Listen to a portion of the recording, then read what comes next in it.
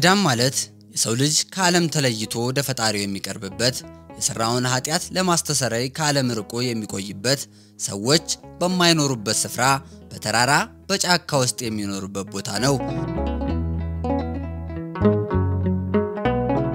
ይህንንም ህይወት የመረጡ ሁሉ ከቁሳዊ ዓለም ባሻገር ያለውን ዘላለማዊ የሆነ ነገር ለማግኘት የሚጥሩ በጩኸት ከተሞላ ዓለም ውስጥ ወጥተው ጸጥ ወዳለው ስፍራ ከአምላካቸው ጋር ለመገናኘት ስለ ሀገር ሰላም ለመጸለይ ዓለምን ንቀው በዱር በጫካ የሚኖሩ ገዳማውያን ይባላሉ። በሀገራችን ብዙ ተአምራት ከሚደረግባቸው ዓለም በቃኝ ብለው ወደ ፈጣሪያችን ከሚቀርቡበት ቦታ አንዱ ገዳም ሲሆን ለዛሬ ወደ እናንተ የምናደርስላችሁ በሰሜን ሸዋ ሀገረ ስብከት ከሚገኙት በቦታ አቀማመጣቸው ግርምትን ከሚፈጥሩ በታሪካቸው እንዲሁም በጠበላቸው ከደዌ ስጋ ከደዌ ነፍስ ከሚፈውሱ ለምእመናን ታምራትን ከሚያደርጉ ቦታዎች አንዱ የሆነውን ገዳም እናስጎብኛችሁ።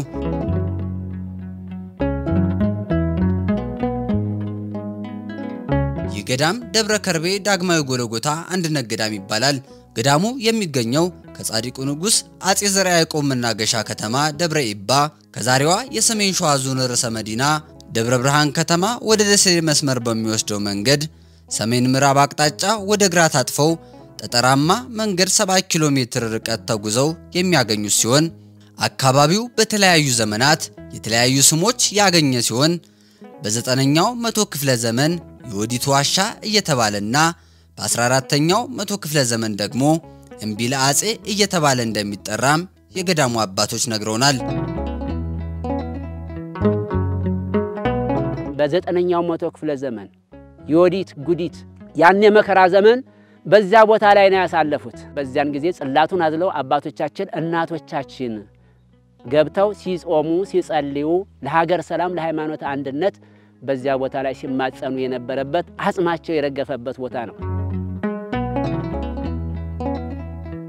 ያንን ቦታ ላይ በማን ሰየሙት ማለት ነው? በወዲት ጉዲት ብለው ሰየሙት። ምክንያቱም ትልቅ ለ40 መንዘን ያህል ጥፋት ያጠፋች ወንጀል የሰራች ክርስቲያን የሆነ ሰው ሁሉ የፈጀ ስለነበረ ያቺ ወዲት ዋሻ ተብላ ተጠርታለች። በ14ኛው መቶ ክፍለ ዘመን አጼ ዘርዓ ያዕቆብ የነበሩበት ዘመን ነው።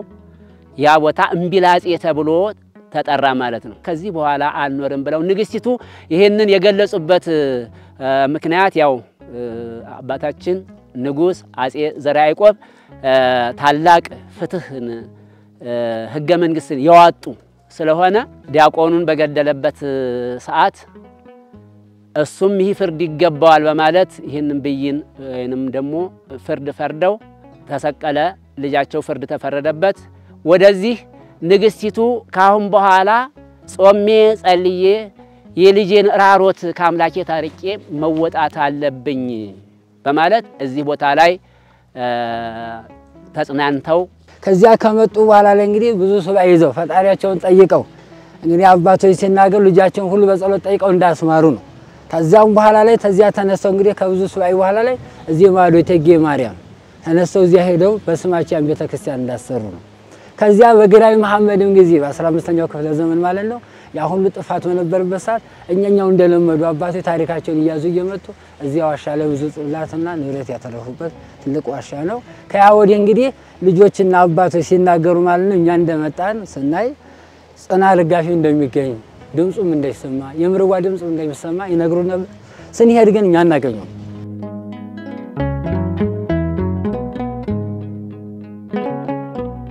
በዚህ ዋሻ አካባቢም የተሰወሩ ጽላት እንዳሉ የከበሮና የጽናጽል ድምጽ ይሰማቸው እንደነበርም የተለያዩ አባቶች ነግረውናል። ይህ ጥንታዊ ስፍራ አባቶች ትንቢት ይናገሩለት እንደነበረ ብዙዎች የሚናገሩ ሲሆን ታዲያ በዚህ ትውራን አባቶች በሚኖርበት ቦታ ገዳም ይገደም ዘንድ እግዚአብሔር አምላክ ፍቃዱ ሆኖ በትውልድ ሀገራቸው አምቦ የሆኑትን አባ ገብረ ኪዳን ገብረ ማርያምን ደገኛ መነኩሴ ያስነሳ። አባ ገብረ ኪዳን ገብረ ማርያም ከትውልድ ቦታቸው ጀምሮ በመናኔ ህይወት በተለያዩ ቦታዎች ካገለገሉ በኋላ ሱባኤ ይዘው በሱባኤውም እመቤታችን ተገልጣላቸው መቅደሴን ስራልኝ ብላ በአማላጅነቷ እየመራቻቸው ታኅሳስ 5 1986 ዓ.ም በዳግማዊ ጎለጎታ ምርታ መጣቻቸው።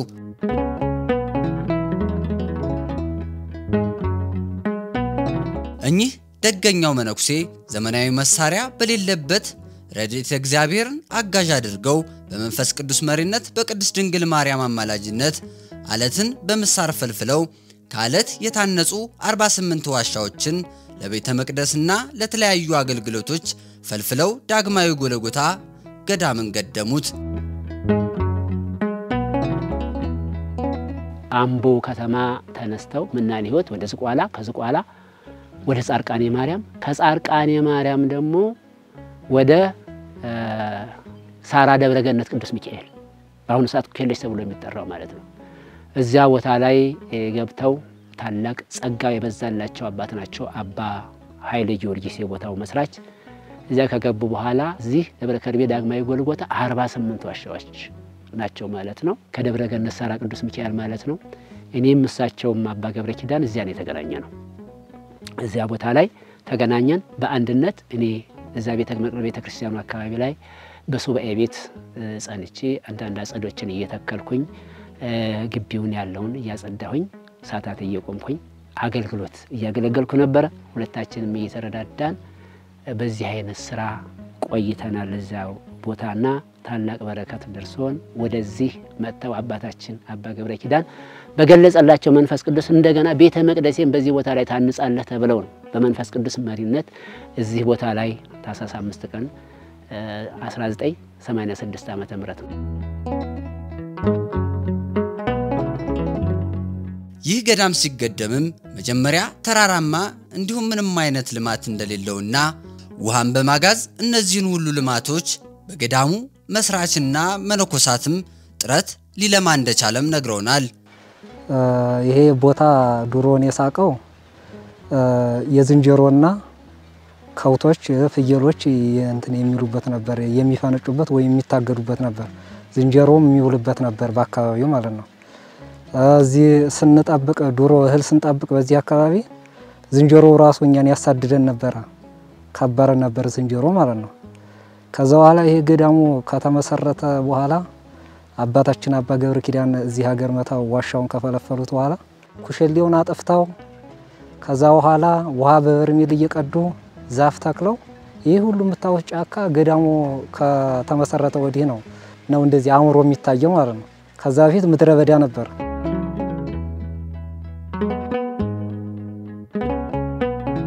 ይሄ ተራራ ሁሉ የሚታየው ምንም ዛፍ የሌለበት ሙጥጥ ግጥጥ ያለ ቀንዳውጣ በሄለ ጊዜ በድንጋይ ላይ ያ እንደሚታየው ማለት ነው። ነጭ ነገር ሆኖ ማለት ነው። ያንን ነው እንግዲህ ይሄንን ወደ ድቡሽት ለም ቦታ ተቀይሮ ይሄንን ሊይዝ የቻለው እንጂ እንችላለን። የገዳሙ ክልል የቱ ነው ብሎ ቢጠየቅ የሚመልሰው ያው የገዳሙ ቅጥር የሆነው አጸዶቹ ይመልሳሉ። በሙሉ በአጸድ የተከበበና ለምነት ያለው ስለሆነ ማለት ነው። አስቀድሞ ይሄ አልነበረም። በተዳፋት ከዚህ ጋር በጎማ እየሳብን ከመነሻዋ ላይ ማለት ነው። መነሻ እዚያች ጋለች እጥጓ ላይ ከዚያ እየሳብን ነበር። እንግዲህ በ8 በ9 አህያ ቅድም እንደገለጽኩት ይሄን ሁሉ ወደ ላይ ያለ ልማት ባህር ዛፉ ምክንያቱም ባህር ዛፍ በተፈጥሮ መሬትን ሰንጥቆ የመግባት ወይም ደግሞ ጭንጫ መሬቶችን የመቋቋም አቅም እንዳለው ይታወቃል። ይሁን እንጂ አለቱ ስፍ ከመሆኑ የተነሳ ምንም ክረካ ውስጥ ስንጥቅ ያለ መኖሩ እዚህ ቦታ ላይ ለየት ያለ ጭንጫ ነበርና በዚህ ቦታ ላይ ነው እንግዲህ በ8 አህያ በ9 አህያ እየተጋዘ በቀን ወደ 10-15 በርሜል እንሞላና በተዳፋት በጎማ እየሳብን ማታ እያጠጣን ነው። ይሄ ሁሉ ልማት ከላይ ያለው ዛሬ እንደነበረው ሳይሆን አስቀድሞ የነበረው ግጥጥ ሙጥጥ ያለ ጭንጫ ቦታ ነበር።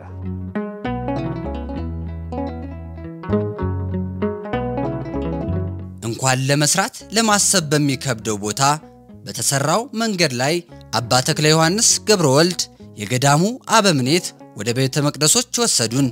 ቦታው በአጠቃላይ ፍልፍል ነው። የሰው ልጅ በዚህ ልክ መጠበቡ እየገረመን ከቤተ መቅደሱ ደርሰን የቅዱስ አባ ሕርያቆስና የቅዱስ ኤፍሬም ቤተ መቅደስን በር ጋር ከመድረሳችን በፊት 40 ክንድ የሚርቅ ፍልፍል ዋሻ ለምእመናን መቆሚያ ይሆን ዘንድ የተዘጋጀ ሲሆን በሩ ላይም የደውል ቤት እንዲሁም ወደ ቤተ መቅደሱ የሚገቡ ምዕመናን የሚመለከቱበት ዋሻ እንዳለ ተመልክተን ወደ ውስጥ አመራን።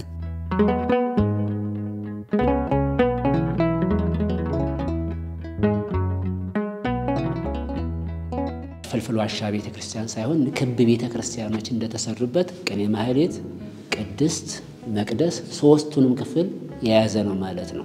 በሮቹንም እንደዚሁ ይይዛል ማለት ነው ስርዓቱን እና ሲገባ አሁን ወደዚያው ነው የምንሄደው ማለት ነው እንጂ ወደዚህ አንወጣም። ይሄ መግቢያ በር ነው። ቅድስቱ ይዞራል። 12 ቆመ ብእሲዎች አሉት በ12 ሐዋርያት ምሳሌ። ቅኔ ማህሌቱንና ቅድስቱን የሚለዩ ናቸው ቆመ ብእሲዎቹ። የአባ ሕርያቆስና ቅዱስ ኤፍሬም በሀገራችን በኢትዮጵያ ለመጀመሪያ ጊዜ ከፍልፍል ዋሻዎች የታነጸ ቤተ መቅደስ ነው። አትራኖሱ ወደ ምስራቅ የሚነበበውን ወደ ምዕራብ የሚነበበውን በሰሜንና በደቡብ ዲያቆናቶችና በቅዳሴ ጊዜ እየተዘዋወሩ የሚያነቡበት ማለት ነው። ታቦተ ሕጉ በዚህ ስለሌለ ስላልገባ እነዚህ ሙሉን ክፍሎች ቅኔ ማህሌቱን፣ ቅድስቱን፣ መቅደሱን ልናይ ይችላል ማለት ነው። መቅደሱ 3 በሮች አሉት። እዚህ ጋር እንደበር አለ፣ የገባንበት አለ። በዚህ በኩል ደግሞ አሁንም ሰሜን በር አለ ማለት ነው። በዚህ በኩል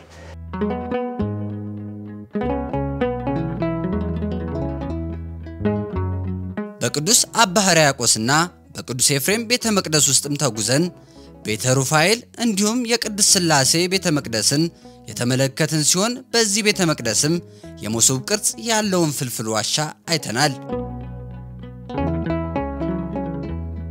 ይሄ እንግዲህ ወደ ቤተ ሥላሴ ከመግባታችን በፊት ይሄ ቤተ ሩፋኤል ነው። አሁን ከዚህ በኋላ የስሉስ ቅዱስ ቤተ መቅደስ ማለት ነው። ቤተ ሥላሴ መሶበ ወርቅ ነው በእመቤታችን የሚመሰል። እመቤታችን በአጭር ቁመት በጠባብ ደረት መድኃኔ ዓለም ክርስቶስ በሷ ተወስኖ ይሄን ዓለም ለማዳን ከስጋዋ ስጋ ከነፍሷ ነፍስ ነስቶ እንደተወለደ የሚያጠይቅ መሶበ ወርቅ ነው። በስተቀኝ በኩል ከኒ አሁን ቤተ ሚካኤል አለ፣ በዚያ በኩል ቤተ ገብርኤል አለ ማለት ነው። ሁለት ዋሻዎች አሉ ግራና ቀኝ እንደርሰባቸው ማለት ነው። መላእክቶች ያው ከእመቤታችን በግራና በቀኝ እንዳሉ ያን የሚያጠይቅ ነው ማለት ነው።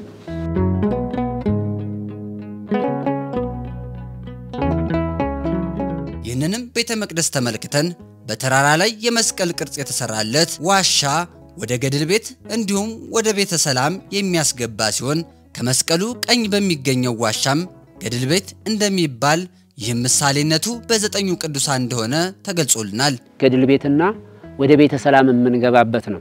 ከውስጥ ጠንካራውን ድንጋይ ለእርከን መስሪያ፣ አፈሩን ደግሞ እንደዚህ በመደልደል አሁን እነኚህ ቦታዎች ሁሉ የሚታዩት በአጠቃላይ ጠባቡ ወደ ሰፊነት ገደላማ ወደ ሜዳነት ተለውጦ እንጂ ይሄ መቆሚያ አልነበረም ማለት ነው። የቀጥ ያለ ነበር ማለት ነው። ከመስቀሉ ቀኝ ክንፍ እንገባለን አሁን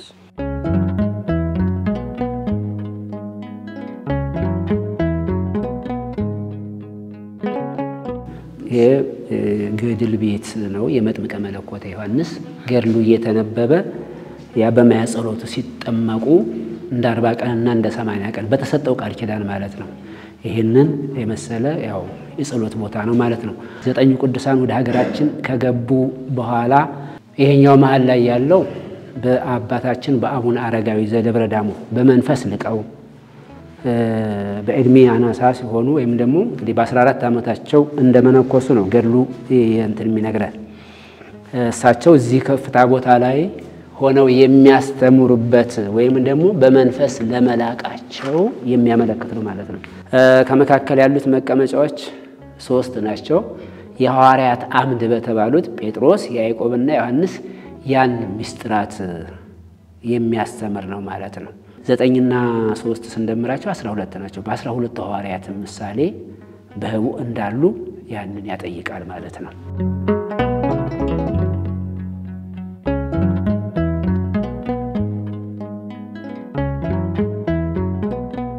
ከመስቀሉ ከግራ በኩልም የሚገኘው ዋሻ ቤተ ሰላም ሲሆን በዚህ ዋሻ ውስጥም አባ ገብረ ኪዳን ለምእመናንና ለገዳማውያን አርድእት ትምህርት የሚሰጡበት እንዲሁም እረፍት የሚያደርጉበት ቦታ ነው።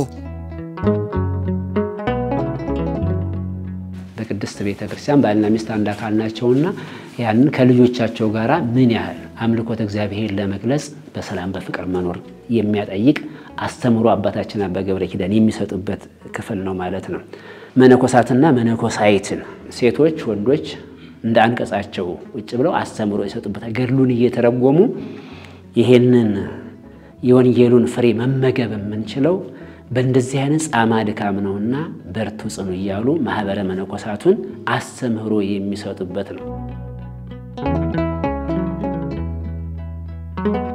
ከቤተ መቅደሱ ጋር የተፈለፈለው በዚህ ምድር ሳለን ስንበድልና ኃጢያትን ስንሰራ ወደ ሲኦል እንደምንገባ እንድናስብ አባ ገብረ ኪዳን ከፈለፈሉት ዋሻ አንዱ አምሳለ ሲኦል ሲሆን በውስጡም ምንም አይነት ብርሃን የሌለው አስፈሪ ስፍራ ነው።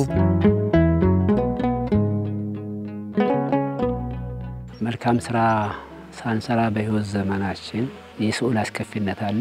በዚያ ውስጥ ጨለማው ምን ያህል ድቅድቅ እንደሆነ ይሄንን የሚያጠይቅ አስተምሮ የሚሰጥ ነው አምሳለ ሲኦልና 120 ሜትር ወደዚህ እመቤታችን ስዕል አድህኖ ድረስ ይመጣል። እዚህ ጋር እመቤታችን ስዕል አድህኖ አለ።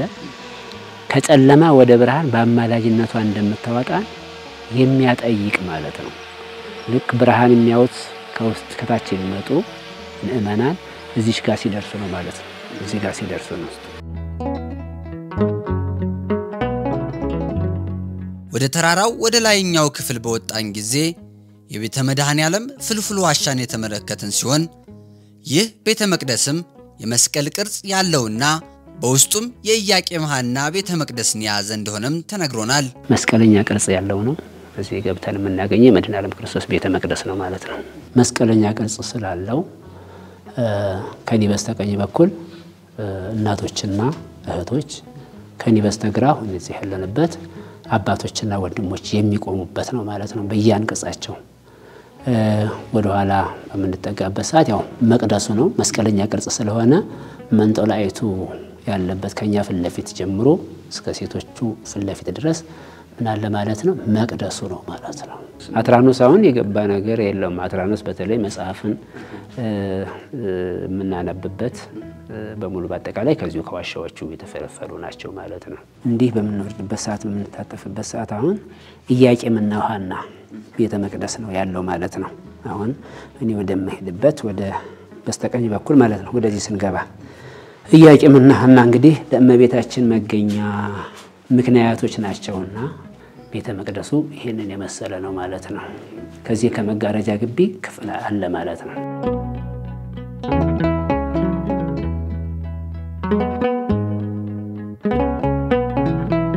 ከመድኃኔዓለም ቤተ መቅደስ ጎንም የእመቤታችን የቅድስት ድንግል ማርያም ቤተ መቅደስ ያስጎበኙን ሲሆን በውስጡም የእመቤታችን የጻድቁ ገብረ መንፈስ ቅዱስ እንዲሁም የዮሐንስ ወልደ ነጎድጓድ ጽላት እንደሚገኙበት ነግረውናል። የእመቤታችንነት ነው በዋነኝነት ማለትም 3 መንበር ስላለው ነው። በውስጥ 3 መንበር አለ። ይሄንን ያህል ስፋት ያለው ቤተ መቅደስ ነው ማለት ነው። ጽላቱ ያለው የእመቤታችን የገብረ መንፈስ ቅዱስ ዮሐንስ ወልደ ነጎድጓድ በ5 ቅንዋት ምሳሌ በአራቱም አቅጣጫ ቅርጹ ያለ ነው። ከታችም ያለበት መስቀል ነው። መስቀሌን በመስቀሉ ላይ አኖር ለተባለው 5 መስቀል ነው እዚህ ላይ የምናየው ማለት ነው። 5 ቅርጾቹን ማለት ነው። ይሄ እንግዲህ ብዙ ገቢረ ተአምራት ሰርቷል።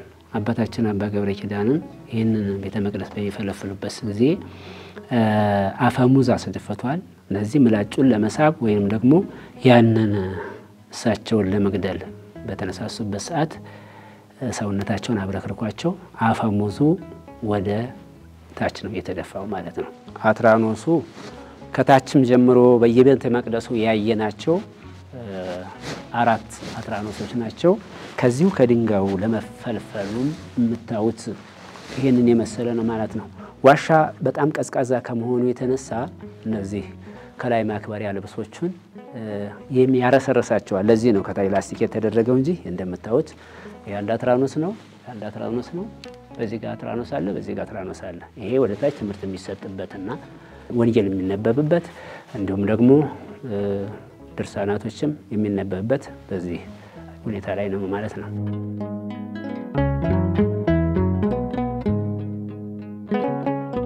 ለነዚህ ቤተ መቅደሶች አንድ ቤተልሔም ያላቸው ሲሆን ይህ ቤተልሔም የሚገኘው በእመቤታችን በቅድስት ድንግል ማርያም ቤተ መቅደስ ቅኔ ማህሌት የምስራቁ በር ሲሆን 50 ደረጃዎች እንዳሉትና ምሳሌዎችንም ነግረውናል።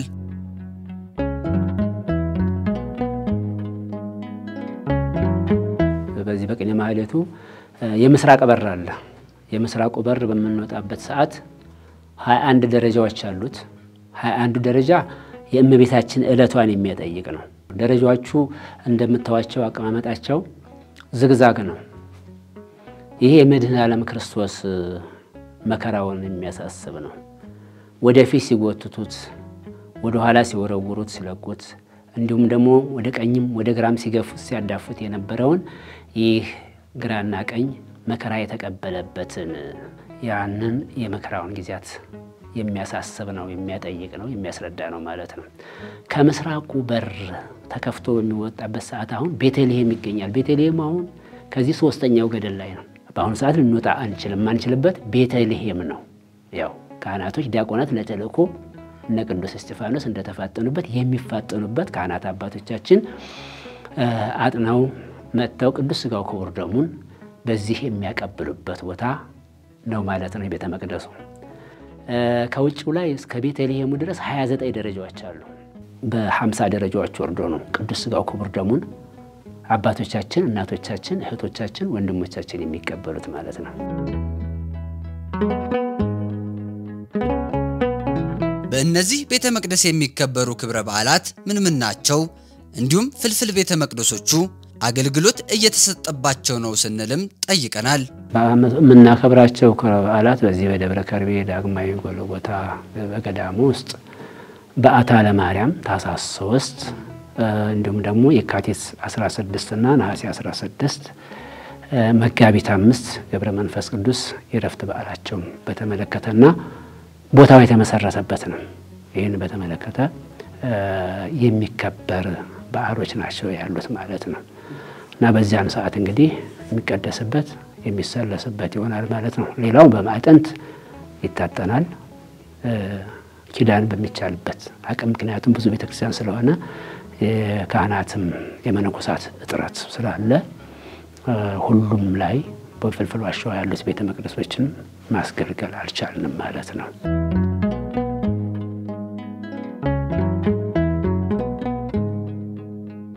ገዳሙ የጠበል ቦታ ያለው ሲሆን የጠበል ቤቱ በፍልፍል ዋሻ የተሰራ ነው። የጠበል ቦታውም ስንት ጠበል እንዳለውና ስለ አካባቢው ገጸ ምድር እንዲሁም በጠበሉ አካባቢ ስለተተከሉት አትክልቶችም ገልጸውልናል።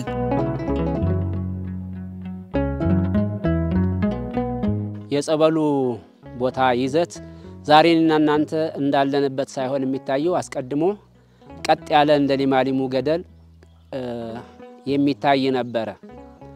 ከዚህ የወጣውን እንግዲህ በገለጸላቸው መሰረት ጠንካራውን ድንጋይ ከላዩ ላይ አንስተው ይሄ ጸበሉን የያዘው ሊገኝ ቻለ ማለት ነው። እዚህ ቦታ ላይ ባመለከታቸው ላይ ይሄንን ጸበሉን ፈልፍለው ሊወጣ ቻለ። ከላይ እንደምታዩት ደረቅ ነው። ከውስጥ ግን እንደ ዝናብ ጠብታ እንዲህ እየወረደ ነው። አንድ ላይ ሆኖ በቧንቧ ተስቦ ታች ወርዶ ነው ማለት ነው። ጸበሉን ሊጸበሉ የቻሉት ከፍተኛ ኃይል ነው ያለው። ብዙ ምእመናን መጥተው የተፈወሱበትና የዳኑበት ቦታ ነው። ከዚህ የመድኃኔ ዓለም ጸበል አለ ከበኋላ በኩል የገብረ መንፈስ ቅዱስ በሚቀጥለው የአርሴማ ቅድስት ዘንባባ ያለበት ማለት ነው። የጸበል ቦታ መጀመሪያ እታች ከመውረዱ በፊት እዚሁ በተፈለፈለውና መስቀል ቅርጽ ያዘው ምናልባት ወደ ውስጥ ከታየን ኢየሱስ ናዝራዊ ንጉሥ አይሁድ የሚላል ከመስቀሉ አናት ላይ ማለት ነው የተጻፈ። በሱ በግራና በቀኝ ያሉት ከክንፎቹ ላይ ለተጠማቂው በአንቀጻቸው ሆነው ሴቶችና ወንዶች ማለት ነው። ወንዶች ለብቻቸው ከዚያ ቦታ ላይ ይጠመቃሉ። ሴቶች ደግሞ ከዚህ ከመስቀሉ ቀኝ ክንፍ ጋር አጥማቂው በላያቸው ላይ ያፈስላቸዋል ማለት ነው። ብዙዎች ተፈውሰዋል። ከአስም በሽታ ለረጅም ጊዜ ሲሰቃዩ የነበሩ እንዲሁም ደግሞ የተለያዩ ኪንታሮት ይህ ነው እንግዲህ የማይባል ከውስጥ ደዌ ከውጭ እጥራት ብዙ ምእመናን ተፈውሰውበታል ማለት ነው።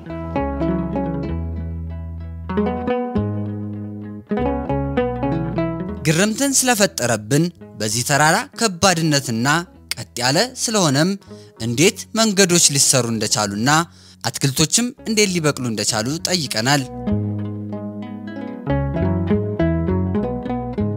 ከታች ጀምሮ እርከን ይሰራል ከዚያ አጸድ ይተከላል ካጸዱ በኋላ ደግሞ ያንን ካቦቹን ስለሚያጸንቷቸው ምን ተተክሏል ማለት ነው አቮካዶ ካዝሚር የመሳሰሉት ነግሽጣ እነዚህ የመሳሰሉት ሁሉ ከዚህ ቦታው ላይ አሉ 6 እርከኖች በዚህ ባለው አቅጣጫ ማለት ነው 6 እርከኖች እያንዳንዳቸው ከ2 ሜትር የበለጠ ሜዳ ያላቸው 5 ሜትር ካብክቦ 2 ሜትር የሆነች ሜዳ ነው የምትገኘው ማለት ነው ይሄንን እንግዲህ ገደሉ ምን ያህል ልሙጥና ቀጥ ያለ መሆኑን ሊያስረዳን የሚችል ነው በዛን ጊዜ ያሉት አባቶቻችን ጸንተው ያንን ወጥተው ወርደው ተራራውን ድንጋዩን ለርከን የሚሆነውን ነገር በሸክም አውርደው የሰሩት ስራ ነው ዛሬ ለኔም ለናንተም ለሁሉም ለህዝበ ክርስቲያን ሁሉ የድህነት ምክንያት ሆኖ ቦታው ላይ በአሁኑ ሰዓት ፈውስ እየተገኘ ያለው ማለት ነው ደብረ ከርቤ ዳግማዊ ጎልጎታ ገዳም ውስጥ የምናያቸው የልማት እንቅስቃሴዎች ሁሉ በአሁኑ ሰዓት አረንጓዴ መስለው ያየናቸው በሸክም ተሸክመን አፈሩን አመጣን እዚያ ቦታ ላይ በማድረግ ከዚያ በኋላ አጸዱ ይተከላል በሸክም የመጣው ውሃ በጀሪካን እዚያ ላይ ያደረገን ነው ምናለም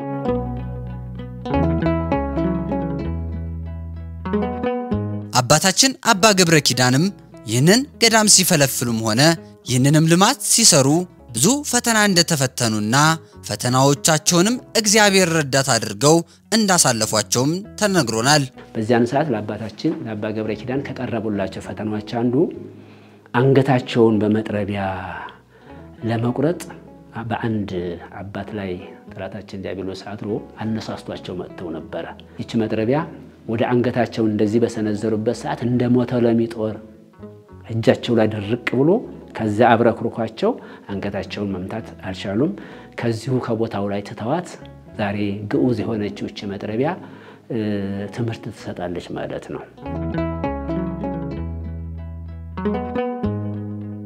አባታችን አባ ገብረ ኪዳን የተፈተኑት በሰው ላይ አድሮ የመጣ ጠላት ዲያብሎስ ብቻ አይደለም የፈተናቸው በተፈጥሮም ላይ በስራው ላይም ተፈተነዋል ይሄንን እንግዲህ ነሐሴ 22 ቀን ነበር ይሄን ከላይ ያለውን ወደ ቤተልሔም መውጫ እየቀረጹ ደረጃዎችን እየሰሩ በሚወጡበት ሰዓት ጧት ኪዳን ጨርሼ ከቤተ መቅደስ ወጣ እኔ እዚህ ጋር ደርሼ ተወሰነ እየተራዳሁና ያያዩዋቸው ነበር በዚያን ጊዜ ከላይ ያለው ድንጋውም አፈሩም ይዟቸው እዚህን ያለሁበት ቦታ ላይ ነው ወረዱት ከላይ ይመጣል እኔ ድንጋዮች እንደዚህ ለሁለት እየተከፈሉ አንገታቸው ብቻ ነው የምትታየው ሰውነታቸውን ሙሉ ሸፍኖት ነበር በማግስቱ ግን ያንን ገቢረ ተአምራት ከተሰራ በኋላ እሳቸውም እንደገና ወደ መላ አቋማቸው ሰውነታቸውን አጠናክረው ይህ ጠላት ዲያብሎስ ከእስራኤል ሊያስተጓጉለኝ አይደለም መጽናት አለብኝ በማለት ስጋቸውን በመገሰጽ እዚህ ቦታ ከፊት ለፊት የምትታየው ነው ለምቤታችን ቤተ መቅደስ ስንገባ መስቀል አለ ያንን መስቀሉን የቀረጹበት ቀን ሆኗል ማለት ነው በማግስቱ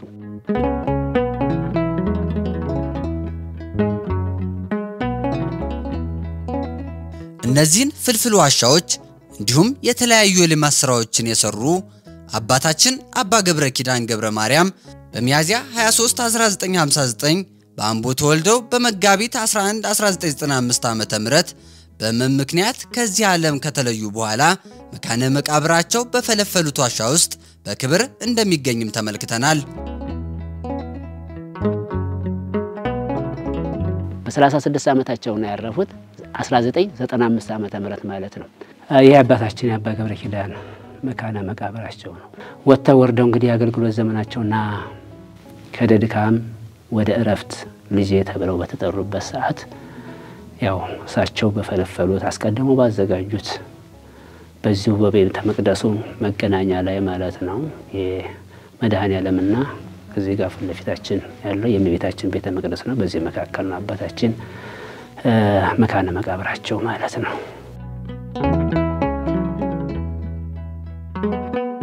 በዳግማዊ ጎልጎታ አንድነት ገዳም የተለያዩ የፍልፍል ዋሻ ቤተ መቅደሶች የተሰሩ ሲሆን ከፍልፍል ዋሻዎችም በተጨማሪ በተራራው ጫፍ ላይ የቅድስት ኪዳነ ምሕረት ቤተክርስቲያን ተሰርቶ እየተገለገሉበት ይገኛል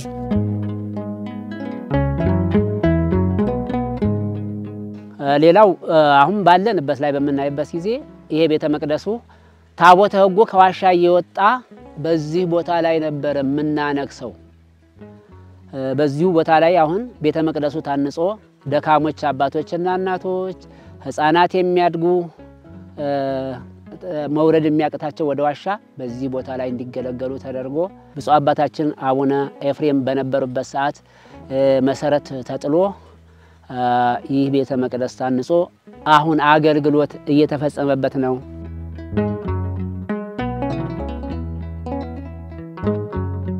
የገዳሙ አስተዳደር ሁኔታ እንዴት ይመራል ስንልም ጠይቀናል።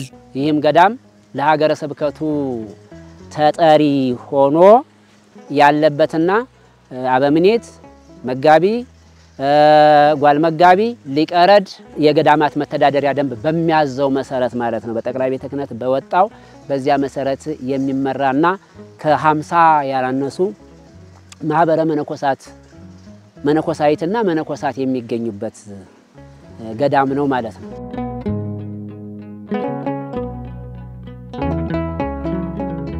በዚህ ገዳም ጉባኤ ቤት እንዳለውና ይህም ጉባኤ ቤት የቅዳሴ ትምህርት የሚማሩበት ሲሆን ለገዳሙ የሚያገለግሉ ሊቃውንት መፍለቂያ እንደሆነም ተመልክተናል።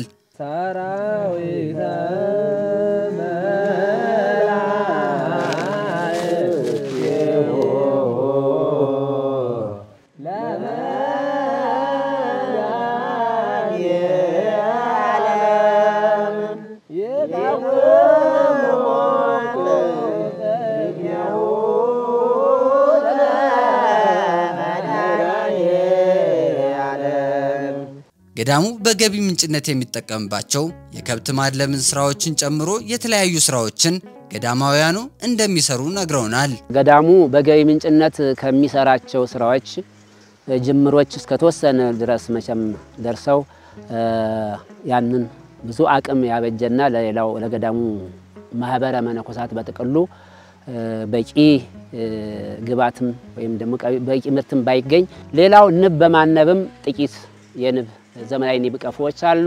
ይሄን ማስፋፋትን ይጠይቃል። ሽመና ስራዎች አሉ። ሽመናና ሹራብ ስራ ይሄንንም በትንሹም ቢሆን ባለው እንግዲህ በጊዜ ሁኔታ ውድነት ማቴሪያሎች ባቀራረብ በኩል ማለት ነው የሹራብ ግባቶች በዚህ ውድነት ይሄን ያህል ትርፋማ ባይሆንም ወደፊት ግን ምእማኑ በሚያደርገው ድጋፍ በሙያም በመራዳት ድርሻቸውን በመወጣት ይሄንን ቢገኝ እነኚህንም ስራዎች እየሰራናቸው ነው ያለነው ማለት ነው። እያንዳንዱ እንግዲህ ማህበረ መነኮሳቱ በእውነት ለቁመተ ስጋ የሚያስፈልገውን የሚያገኘው በግዢ ከምእመኑ በመጣው እንዲሁም ደግሞ ወጥተው ወርደው ከዚህ ጭንጫማ ቦታ ላይ እዚህ ሞት ሲመጣ ምንድነው ጭንጫ ነው ላይ ሲወጣ ደግሞ የውጭ ቦታ ነው ዳለቻ አካባቢ ላይ ይሁን እንጂ አካባቢን መስሎ ለማልማትና ራስን ለመቻል ያላደረጉት ጥረት የለም አባታችን። ስለዚህ ምንድነው እገዛ ከተደረገበት አሁንም ይህ ገዳም እንግዲህ ከፍተኛ ምርታ ይኖረዋል ብዬ አስባለሁ። የምእመኑን ግን እጅ ምንጠብቅበት በብዙ መልኩ አለ ለመቆናጠጥ ማለት ነው ወይም ደግሞ ያንን የሥራ ሂደት ለማሳደግና በስፋት ገቢ የምናገኝበትን ለማስተካከል ማለት ነው።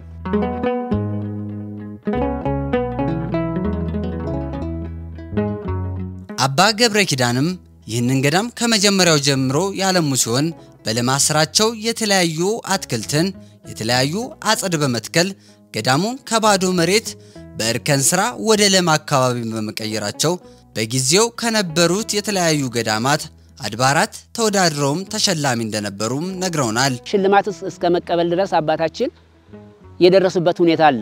በክልል ደረጃ ላይ ተወዳድሮ ይህ ቦታ በእርከን ስራ በእውነት እነዚህ ለአባቶቻችን ይሄ ጻማ ድካም ሰዎች ወጥተው ወርደው የሚያደርጉት እንደ ውዳሴ ከንቱ በእውነት ምንናገረው አይደለም ይሄን ተደረገ ተብሎ ነገር ግን ይህ የእግዚአብሔር ስጦታ ስለሆነ አጸድን እንድናለማ ለአንድ ቤተክርስቲያን አጸድ የተከበበች መሆኗን ልምላሜ ሚኖር ያለባት አባቶች ከስሩ ቁጭ ብለው ጸሎት የሚያደርሱበት መሆኑን የሚያመለክተው ስለሆነ በዚህ ስራ ላይ ከፍተኛ ስራ ተደርጎ ከፍተኛ እንቅስቃሴ ተደርጎ ተወዳድሮ በዚህ ከሰሜን ሸዋ ክልል ካሉት ገዳማቶችምና እንደዚሁም ደግሞ የግል ድርጅቶች የመንግስት ተቋሞች ሁሉ ተወዳድሮ በክልል ደረጃ በአንደኝነት የተሸለመበት ሁኔታ አለ። ማስረጃውም ይገኛል ማለት ነው።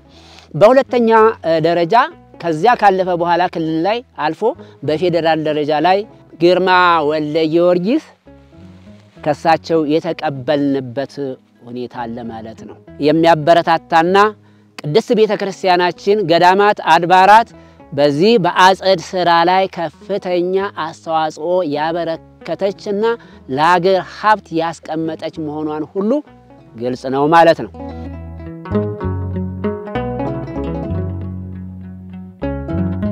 እነዚህን ሁሉ ልማቶች ሲሰሩ እድገቱ በተጠበቀው ልክ ሊሆን ያልቻለበት ምክንያት ምንድነው ስንልም ጠይቀናል። ውሃ ለሰው ልጆች መሰረታዊ የሆነ አስፈላጊ ውሃ የማይገባበት ነገር የለም በማንኛውም ቦታ ላይ ማለት ነው። ይሄ እጥረት አለብን፣ ችግር አለብን። ይሄንን እንግዲህ ከዚህ አጎልብቶ ላይ በማውጣት ብዙ የፋይናንስ አቅም ይጠይቃል። ይሄን እንግዲህ ገዳሙ ብዙ ሰርተን ጥቂት እያመረትን ያለነው እድገታችንም ያልተፋጠነበት ምክንያት የውሃው ችግር ትልቅ ተጽዕኖ አድርጎብናል፣ ትልቅ ተጽዕኖ አሳድሮብናል። ይሄንን በተመለከተ ነው እግዚአብሔር አምላክ እንግዲህ ቅድም እንደገለጽኩት ቢፈቅድና ቢወድ ድርሻቸውን ለመወጣት ያነሳሳቸው ህዝበ ክርስቲያን ይሄንን ልማት ረዳት ቢሆኑን ገዳሙ ያድጋል፣ ራሱን እየረዳ ተቋቁሞ በእውነት የጸሎት ቦታ ይሆናል ብዬ አምናለሁኝ።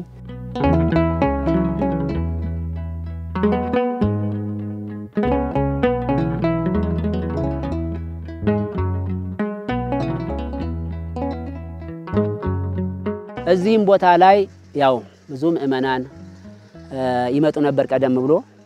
ከዘበነ ኮሮና በኋላ ግን ብዙ ምእመናን ከዚያ ጀምሮ እየቀረ መጣ። ወደፊት እንግዲህ በእውነት ምእመኑ መጥቶ በረከት ያገኝበታል፣ የታመመ ይድንበታል፣ ከተለያዩ ከውስጥ እጥራት ከውስጥ ደዌ ይፈወሱበታል ብለን እናምናለን።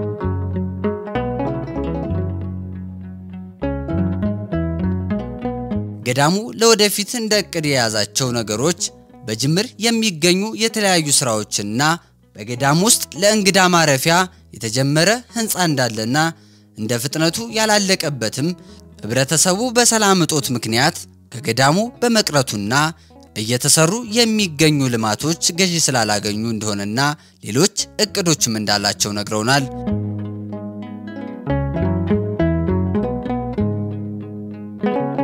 ወደፊት እንደ እቅድ ለምሳሌ እነዚህ በሁለት መርገጫ በአራት መርገጫ የሚባለው የሽመና ስራዎች እየተሰራ ነው እስካሁን። ነገር ግን ብዙ ማምረት በሚቻልበት ለምሳሌ ብርድ ልብስ ሊሆን ይችላል፣ ሸሚዝ ሊሆን ይችላል፣ አብየዶች ሊሆን ይችላሉ። እነዚህን ሁሉ የሚያመርቱ ማሽኖች በዚህ ቦታ ላይ እንደው ሁለት እንኳን ወይ አንድ ሁለት ቢገኝ በእውነት ብዙ ችግር ይፈታልናል። ደካሞችን በዚያው አቅማቸውን በእውነት ባለው በሚመጥነው መስራት ይችላሉ ብለን እሱን ወደፊት ያቀርነው ነገር አለ። የደብረ ከርቤ ዳግማዊ ጎልጎታ ገዳም የተለያዩ ስራዎችን እንዲሁም ሽልማቶችን ያገኘ ሲሆን አሁን ላይ ባለው ነባራዊ ሁኔታ ምእመናን እየጎበኙት ባለመሆኑ እንዲሁም በገዳም ውስጥ የሚገኙ አዛውንቶችን እየጦረ የሚገኝ ስለሆነ ህዝበ ክርስቲያኑ ወደ ገዳሙ በመምጣት መንገዱም ፍጹም ሰላም ስለሆነ እንዲጎበኛቸውና እንዲሁም ገዳሙ ራሱን ለመቻል ከምእመናን ድጋፍ እንደሚፈልግም ገልጸዋል። በክፍል 2 እስክንገናኝ ሰላም።